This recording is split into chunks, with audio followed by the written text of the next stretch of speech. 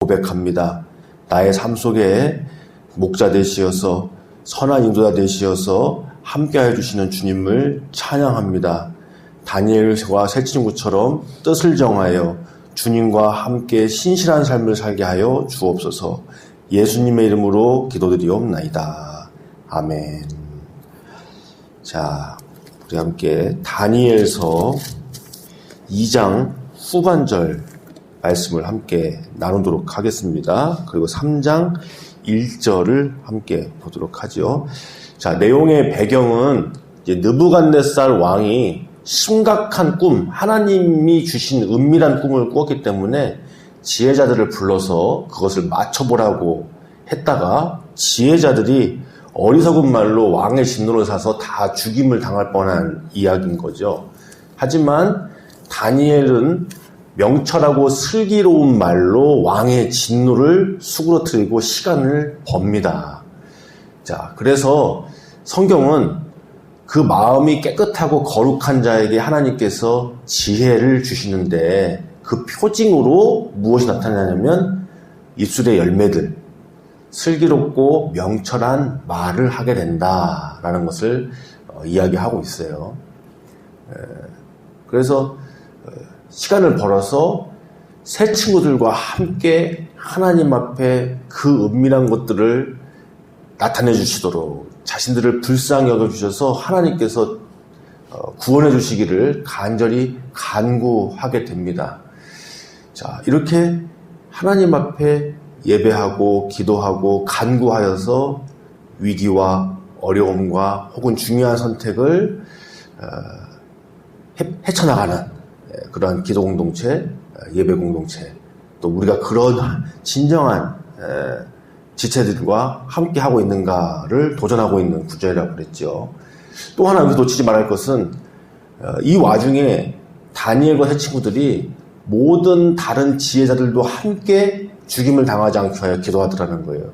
그러니까 우리의 마음에 진정한 복음, 하나님의 영이 함께 있다라는 표징 중에 하나가 다른 사람들을 향하여서 궁휼한 마음, 함께 구원받고자 하는 마음들이 있다라는 것을 또한 보여주고 있다. 함께 어제 주일 예배 때 나누었습니다. 간략하게 설명하자면, 자, 드디어 이제 하나님께서 은밀한 것, 하나님만이 계시하여서 알 수 있는 그것을 알려주셨어요. 다니엘에게 기도하는 가운데 환상으로. 다니엘이 이제 느부갓네살 앞에 와가지고 이제 그걸 아뢰는 장면입니다. 2장 25절에서 49절인데 워낙 기니까 중요한 구절만 읽으면서 강해해 나가겠습니다. 자, 29절과 30절 한번 읽어보겠습니다. 다니엘이 얼마나 슬기롭고 지혜롭게 이야기하는지, 그 심령에 성령이 충만한 자가 어떠한 하나님께서 주시는 마땅한 말, 소금으로 간을 치는 듯한 말을 하는지가 또 나타나 있어요. 자, 29절 30절 함께 읽겠습니다. 왕이여, 왕의 침상에서 장래 일을 생각하실 때에 은밀한 것을 나타내시는 이가 장래 일을 왕에게 알게 하셨사오며, 내게 이 은밀한 것을 나타내심은 내 지혜가 모든 사람보다 낫기 때문이 아니라 오직 그 해석을 왕에게 알려서 왕이 마음으로 생각하던 것을 왕에게 알려주려 하심이니이다. 아멘. 자, 여기서 보면 30절의 이 표현이 얼마나 지혜롭고 또 하나님의 영이 함께 하시기 때문에 나올 수 있는 표현인지를 알 수가 있어요. 이 느부갓네살 왕은 어떻게 보면 제국의 왕이죠. 폭군일 수도 있고 지금 상황 속은 매우 민감한 사람 아닙니까? 그리고 뒤에 앞으로 느부갓네살 왕이 어떻게 보면은 전반부의 주인공이라고 할 수 있어요. 다니엘이 진짜 주인공이고 진짜 주인공은 하나님이신 하지만 표면적인 주인공은 제국의 왕들이거든요.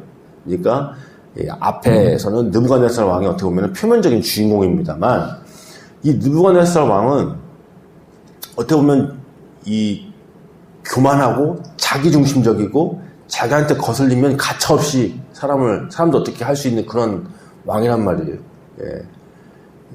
하나님께서 낮추시면은 낮춰지기도 하지만 일시적으로, 그러나 그 교만함이라는 것이 계속해서 올라오는 그런 왕이었어요.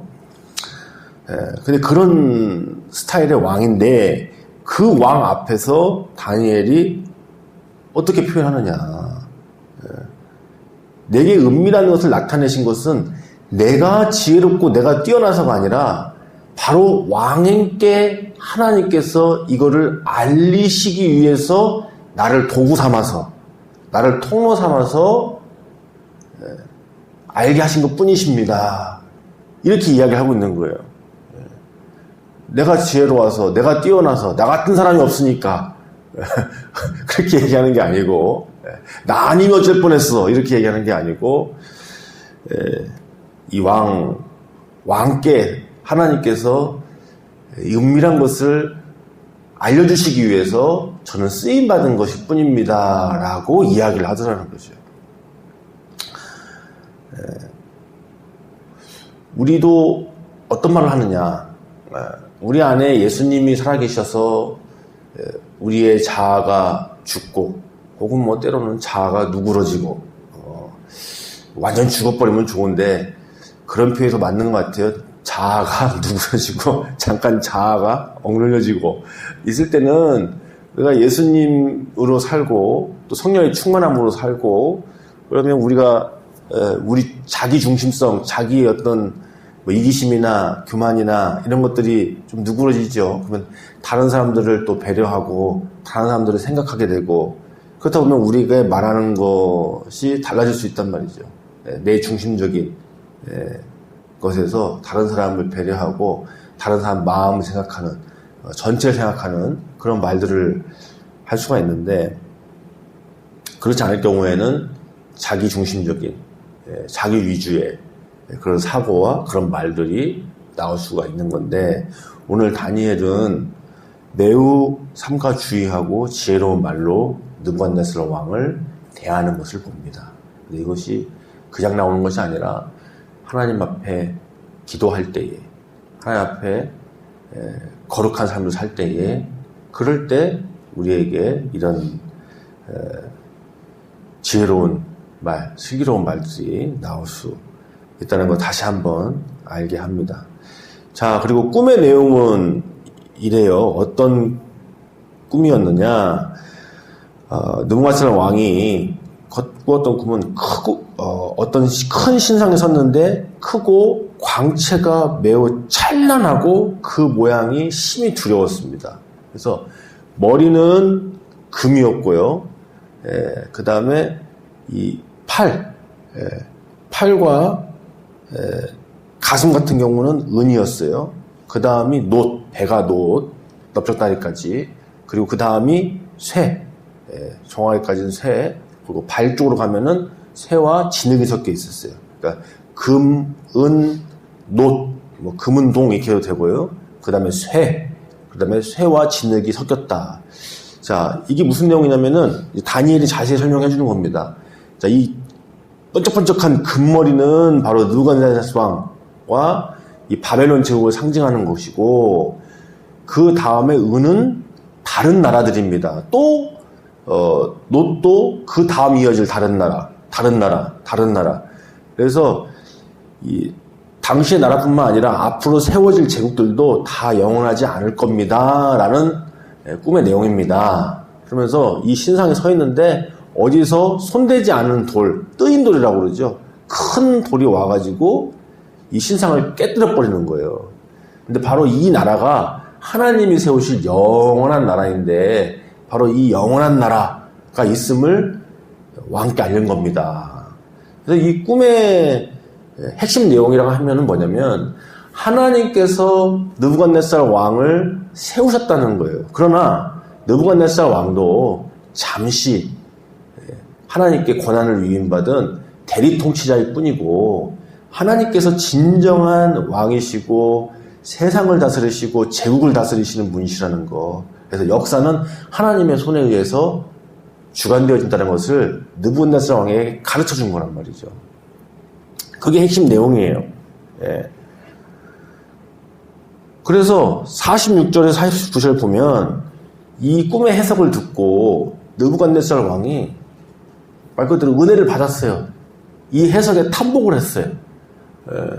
이렇게 은밀한 것을 알리실 분은 하나님밖에 없으시구나 하고 고백을 하고 다니엘과 친구들을 이렇게 높은 관리로 만든 장면이 나옵니다. 자, 그런데 문제가 있어요. 3장 1절. 이제 내일 더 자세하게 보겠지만, 느부갓네살 왕이 이렇게 하나님의 말씀을 듣고도, 하나님의 말씀을 들었을 때는 하나님을 높이고 찬양까지 했음에도 불구하고, 느부갓네살 왕은 결국에 어떤 일을 벌이느냐? 금 신상을 만들어 버립니다. 올금 신상. 올금 신상. 머리부터 발끝까지 금 신상. 하나님께서 말씀하시는 것을 정면으로 배격하는 일을 하는 거예요. 내 나라는 끝날 수 없어. 올 금신상으로 신상을 만들어서 나한테 절하게 할 거야. 이런 교만함이 끝에까지 차는 일을 벌이고 만 거죠. 자, 46절 3장 1절까지 읽어보겠습니다. 이에 느부갓네살 왕이 엎드려 다니엘에게 절하고 명하여 예물과 향품을 그에게 주게 하니라. 왕이 대답하여 다니엘에게 이르되 너희의 하나님은 참으로 모든 신들의 신이시요 모든 왕의 주세시로다. 내가 능히 이 은밀한 것을 나타내었으니 내 하나님은 또 은밀한 것을 나타내시는 이시로다. 왕이 이에 다니엘을 높여 귀한 선물을 많이 주며 그를 세워 바벨론 온 지방을 다스리게 하며 또 바벨론 모든 지혜자의 어른을 삼았으며 왕이 또 다니엘의 요구대로 사드락과 메삭과 아베느고를 세워 바벨론 지방의 일을 다스리게 하였고 다니엘은 왕궁에 있었더라. 느부갓네살 왕이 금으로 신상을 만들었으니 높이는 60규빗이요 너비는 6규빗이라. 그것을 바벨론 지방의 두라 평지에 세웠더라. 아멘. 자, 46절 느부갓네살 왕이 엎드려 다니엘에게 절하였다 그랬어요. 다니엘이 하나님의 사자라고, 다니엘이 신의 어떤 대리 메신저라고 분명히 인정하고 엎드린 거죠. 그래서 예물과 향품을 그에게 주었다. 그러면서 너의 하나님이 정말 신이시다. 이 은밀한 걸 나타내신 것은 너의 하나님이시다. 이렇게 고백을 하게 됩니다. 우리도 삶 속에서 여러 가지 위기와 어려움 속에서 이렇게 다니엘과 새 친구처럼 함께 기도하고 또 하나님께 하나님의 방법으로 어떠한 문제들을 해결해 주기를 간구하고 간청할 때 때로 이렇게 사람들이 하나님 살아계시는군요. 하나님께서 나와 함께 하셨습니다. 이런 고백을 가지고 주님을 만나고 또 복음을 받아들인 경우들이 있죠.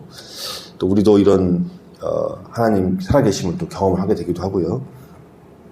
근데 여기에서 대반전이 일어납니다. 이렇게 절까지 했던 느부갓네살 왕이 3장 1절에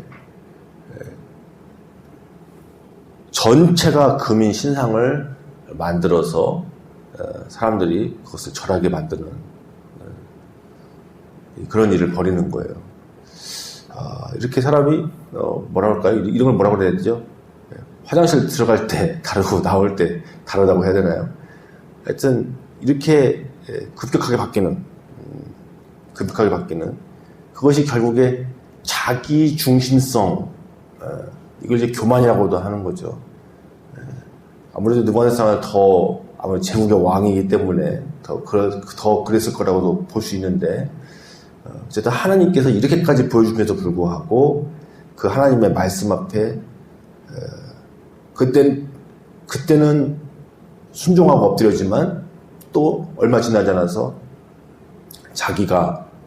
자기를 높이는 이런 교만한 모습을 느부갓네살 왕이 보여주는 것이죠. 성경에서 이제 대표적인 게 예를 들면은 사울과 요나단을 자주 언급하게 되죠. 사울도 하나님께서 세우셨지만 하나님 앞에 거듭 불순종함으로 악신까지 들리는 상황에 처했습니다. 그리고 다윗에게 하나님께서 왕권을 넘기셨죠. 다윗은 하나님 앞에서 용맹하였고 하나님을 사랑하는 사람이었습니다. 근데 사울은 끝까지 다윗을 시기하고 질투하고 악신 들린 삶을 살았어요.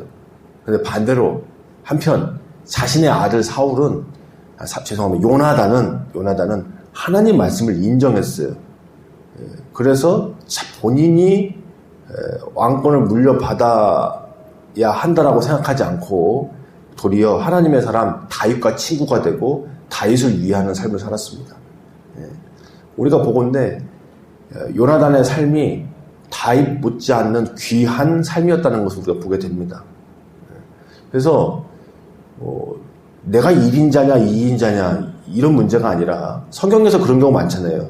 하나님께서 장자로 삼았고 장자로 삼지 않는 경우, 하나님께서 또 어떤 자는 더 첫 번째 축복을 주고 두 번째 축복을 주고 뭐 이런 장면들이 좀 구약에 보면 곳곳에 나오잖아요.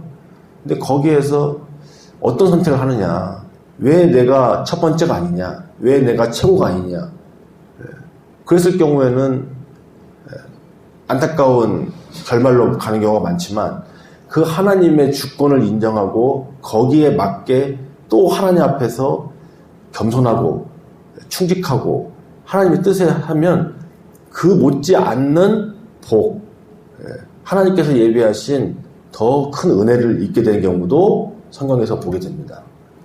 그래서 무엇을 보겠느냐는 거죠. 하나님의 말씀을 듣고 하나님께 순종하고 나아가겠느냐.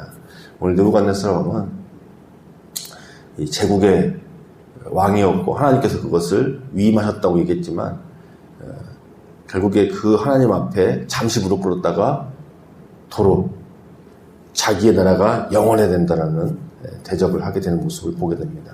다음 내용은 우리 내일 이어서 보도록 하겠습니다. 기도합니다. 살아계신 하나님 감사합니다. 우리에게 때로 은밀한 것을 통하여 또 놀라운 일을 통하여 우리를 낮추시기도 하고 또 회개케도 하시며 하나님 살아계심을 경험하기도 하시니 감사합니다. 또한 다니엘처럼 하나님 앞에 간구하고 하나님 주시는 지혜와 또 슬기로운 입술의 열매들 고백을 가지고 사는 우리들 되게 하여 주시옵소서. 새해 주님께 주신 말씀을 귀하게 여기고 무릇 지킬 만한 것 중에 우리 마음을 지키며 하나님을 향한 소망을 굳건히 갖게 하여 주옵소서. 감사하며 예수님의 이름으로 기도드리옵나이다. 아멘.